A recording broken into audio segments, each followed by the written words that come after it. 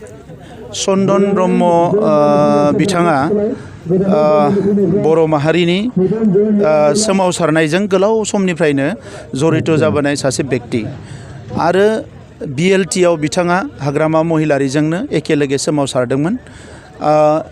जेब्ला नेगोशिएशन जायो सरकारजों सावरायनाय जायो बै समाव हाग्रामा महिलारि बिथाङा सरकारजों सावरायनायाव बाहागो लायामोन। जों मिथिगौ गेजेर गेजेरल' मोखां देखायोमोन किन्तु गासैबो खामानिखौ चन्दन ब्रह्म बिथांनि दैदेननायावनो आरोबाव दङ बिथांमोननि आं मुं लाया बे माखासे दैदेनगिरिफोरनि दैदेननायावनो गोरोबथासिम बिथांमोना खामानि मावदोंमोन आरो गोरोबथा खालामदोंमन।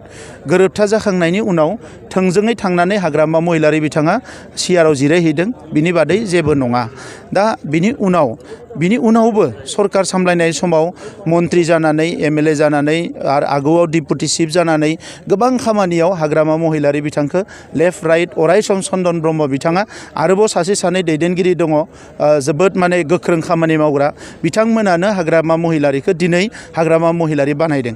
दा बिनि उनाव बिथाङा चन्दन ब्रह्म बिथांखौ आं सिनाया सोर चन्दन ब्रह्म होनना बुंनाय लोगो लोगोनो रायजो राजाफ्रा साननो गोनां जादों जे बिथांनि माथायासो मायबा थिग गैयै जाखो ना बिथांनि सभाबानो बेबायदि मार।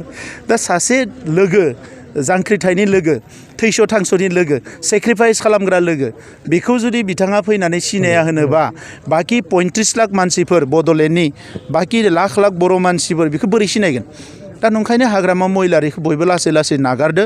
आंथ' बुंनो नाजायो माने आं नागिरो जे नैबे इलेक्शननि उनाव जि साफा सानै बिथांनि लेफ्ट राइट दङ बिसोरबो लासै लासैनो गोमालांजोबगोन बिथांनिफ्राय आरो गोदान सेंग्राफोर माबा माबि नागिरनानै बिथाङा साननैसो दोलोखौ लांबावनो हागोन। बिनि उनाव बिथांनि पार्टिनि तालायानो बन्द जागोन। सार आरो नोंथांखौ बुंबावनोदि बिथाङा बोसोराव रां फैनायखौल' जानो रोंगौ नाथाय रायजोनिफ्राय खामानि मावनो बिथाङा हिसाब हमबानो जाबाय बिथांनि 17 बोसोराव 2900 करोड़नि एनामलिस बिथाङा खालामदों।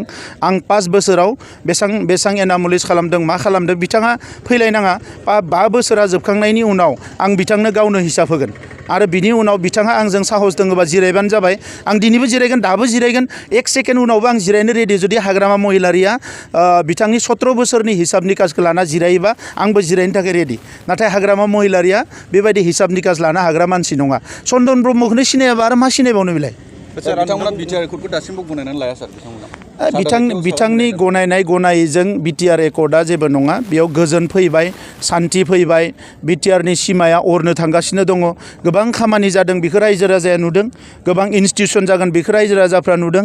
पुलिस मिलिटारिनि गोबां मोनसे समाव इमान अत्याचारमोन दिनै बियो गैला। बिनि बिदा फंबायफ्रा न'आव फैनो हाजोब्बाय बेखौ रायजो राजाफ्रा नुदों। दा बिनि उनाव आरो हाग्रामा महिलारिनि सार्टिफिकेट लानांगौथ' दरकार गैया। हाग्रामा महिलारि बिथाङा मा मानसि बेखौ बयबो मिथिगौ। दिनै बिथांनि सरकार फैनायनि उनाव जौ जुवा बेसेबां हिंसायारि थासारिफ्रा जालांबाय। बर' समाज जौगानायनि थाखाय बबे मोनसे खामानिखौ बिथाङा मावखो जोंनियाव फैनानै जोङो हाजार हिसाब होगोन दायो। थांनाय BTC इलेक्शनाव बिथाङा न'खर साख्रि होगोन होननानै रायजो राजानो भट होनानै बिथाङा गादियाव फैदों। बिथाङा दासिम जोङो दासिम जिखिनि साकरि होबाय बिथांनि बायदि माने लाख लाख थाखा घुस जायाखै। बिथांनि बायदि लाख लाख थाखा घुस जानानै बर' मानसिफोरखौनो थगायाखै।